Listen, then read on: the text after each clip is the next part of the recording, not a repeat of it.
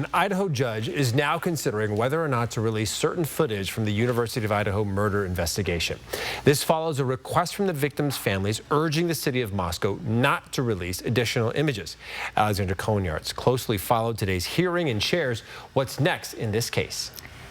Derek, for now, a judge has ordered an extension of the temporary restraining order already in place, banning release of footage from Madison Mogen's room and amended it to include all the victims' rooms. The question the court is now left to answer is difficult. Attorneys have even called it a balancing test between the right to privacy and public disclosure. Police Department. In this video, you see an officer walking through the crime scene the morning after 4 University of Idaho students were brutally murdered.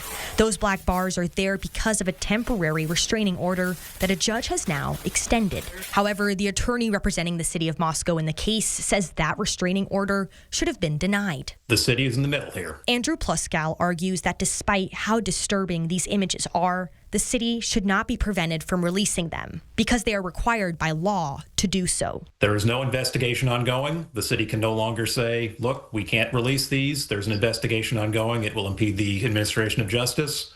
The materials have to come out unless an exception applies.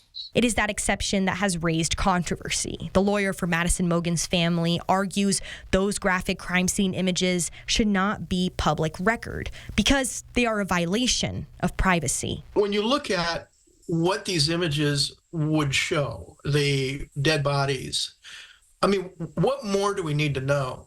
The family attorney, who is working pro bono, is pleading for the pause to become permanent. That would stop any more images of dead bodies or blood from being released. As he says, these families have already been through enough. They were victimized first with the murder of their child and sibling. They were then re-victimized when these images, these gory images, were disseminated to the public.